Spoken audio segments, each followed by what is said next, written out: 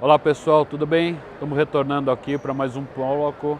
Vou conversar com um grande amigo e parceiro, o Eduardo, da LED Webs. Eduardo, tudo bem com você? Tudo bem, Gustavo? Tudo jóia. Obrigado pela participação, pelo convite. Sempre um prazer estar aqui com vocês e eu agradeço o convite também, a oportunidade de contar um pouco da história para vocês aí. Vamos lá, Edu, me conta um pouco esse projeto da LED Webs. Olha, a Leather Labs é uma empresa nacional ligada ao setor de couros naturais que vem trazendo para o mercado uma política na ideia do processamento das peles naturais, com um conceito bastante fundamentado em pilares que atualmente são bastante importantes ao nosso ver, né? Que é a questão da ecossustentabilidade, né?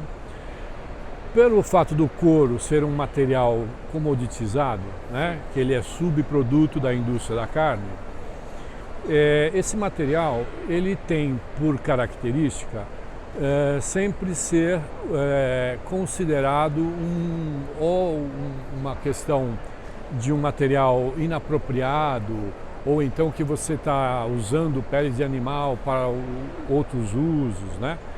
E essa questão é uma questão que sempre remonta ao entendimento efetivo da cadeia produtiva disso, né? Porque o couro, como eu disse, é um subproduto da carne. Então, sim, o consumo da carne determina a sua quantidade, inclusive, que é colocada no planeta, né? E para isso não se tornar um material, descartável, que você teria que incinerar ou enterrar, porque você tem que ter um destino para isso, num volume muito grande, a Leather Labs criou então uma forma de tratar essa matéria-prima dentro de um conceito de industrialização bastante contemporâneo, ou seja, Como funciona isso? eles criaram um processo que vai desde a captação da matéria-prima, ou seja, do animal, através da sua rastreabilidade. Então, são registros, são controlados por numeração na própria pele. Na própria pele vem um RG. Tem um RG. Que é marcado. E se você acessar isso com o próprio aplicativo da empresa, você consegue acessar o histórico desse animal. Da origem, se é terra com problemas de área de desmatamento, inapropriado em termos também de devastação de qualquer natureza, a questão social de trabalhos análogos à escravidão, ou seja, todo tipo de preocupação da origem determina a compra ou não daquele animal. Então, sempre que você for trabalhar uma pele, você tem esse registro de origem. Posteriormente a isso, existe então as indústrias, os curtumes, que foram repaginados segundo todo um estudo do processamento químico, dos cortes preliminares para efeito de redução do desperdício dessa matéria-prima, que muitas vezes você tem áreas que o animal tem uma textura ou um furo. O gado brasileiro tem o inseto, tem a cerca de arame. Então existem muitas vezes na região de borda da pele situações que elas são tratadas e cortadas para efeito de você entregar uma pele mais, digamos, mais uniforme para o mercado, né? Esse pensamento também fez com que surgisse nessa abordagem um protocolo onde esse material, que ele é tirado na hora do corte, inclusive, do próprio animal, esse material, ao invés de ir para o lixo, que acaba acontecendo muito nas indústrias, o cara pega a pele inteira, corta as pontas e joga aquilo para o lixo. Isso já é predestinado a indústrias de alimentos para fazer gelatinas, indústrias de farmacêuticas, o colágeno, existe uma destinação a isso. Tem um ciclo todo de reciclagem. De reciclagem que otimiza, evidentemente, esse processo, né? o descarte, enfim, toda essa complementaridade do processo industrial, né?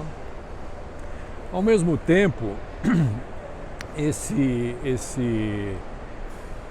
essa eliminação dessas coisas, você tem no processo de tratamento com água, energia elétrica, produtos químicos, uma redução proporcional, porque nós estamos falando em escalas muito grandes, né?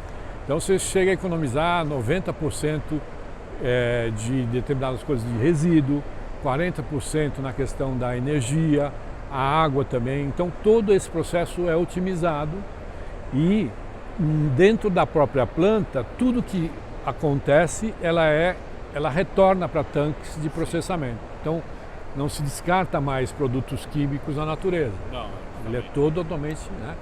E o que acontece com isso, né, nessa esteira? O produto entra dentro dos protocolos de certificação das agências internacionais. Tá. Então essa matéria-prima passa a ter um posicionamento, um status do ponto de vista do uso pela arquitetura nesse caso, né? Que essa pele é voltada para o mundo da arquitetura, ela passa a ter um registro e uma certificação que é compatível com todos os órgãos de certificação das obras de arquitetura, tá? Então o arquiteto, o designer, o consumidor final, que muitas vezes também compra essas peles, tem ali a certeza e a garantia de que ele está usando um material, digamos, ecologicamente adequado às normas vigentes. Os arquitetos hoje estão aderindo bem a esse processo, estão compreendendo e como especificar isso dentro de uma obra corporativa, comercial, dentro dos seus projetos? Sim, sim. A arquitetura, ou todas as áreas de intervenção humanas, né, de serviços, projetos, construções, elas têm em todos os setores adotado políticas dessa natureza, né? Consumo de luz, reuso da água, madeiras certificadas. Existe uma preocupação crescente no mercado em respeitar e implementar essas condições, né? E existem também os órgãos reguladores na ponta que vão certificar aquela obra dentro dos rankings que existem, né? As várias referências, as várias posições, se aquela obra tem A, B, C ou D em termos da utilização desses recursos, né? Então, a arquitetura ganha nesse sentido um novo componente, que muitas vezes passava até recentemente por uma opção não tão adequada, por não respeitar as situações dessa natureza, né? Agora, o projeto de arquitetura é um universo, né? A gente tem aí, como você bem sabe disso, N situações, N demandas, mercados distintos, usos muito diferenciados, né? E essa condição do couro, ele tem como característica sempre ser uma matéria-prima bruta que é trabalhada com desenho, com sistemas, com junções de soluções, sendo ele sempre responsável pela aparência e pelo acabamento final, né? A durabilidade é maior? Olha, o couro de fato é um material bastante interessante nesse aspecto, né? Porque ele tem uma condição, primeiro, de ser natural, segundo, ele é um material que tem um tratamento dentro desses protocolos e tem uma resistência fantástica, né? Ele é um material de alta performance, com longevidade, óbvio que depende sempre de uso, mas sempre em comparação a revestimentos, digamos, similares, ele vai ter sempre uma excelente performance, né? E trazer esse aspecto, vamos chamar, visual, tátil, que o couro confere aos projetos, né? O requinte, né, também. O requinte é uma das características, né? Ele tem uma sobriedade, por um lado, para determinadas situações de espaço, cores que respondem também a essa situação.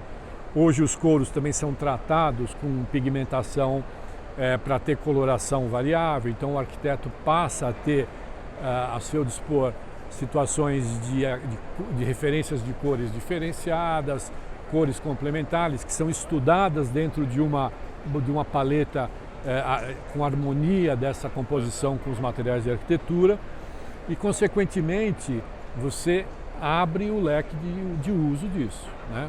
O arquiteto hoje consegue definir uma paleta de cores para o seu cliente, trabalhar aquilo.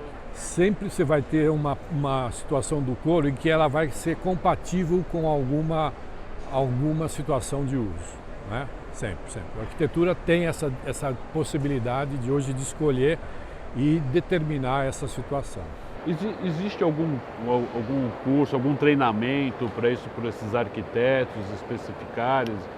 Tem. A Leder Labs tem um departamento que conta desde a história da sustentabilidade do projeto como um todo até orientações de uso com indicações de parceiros, tapeceiros que trabalham essa matéria-prima.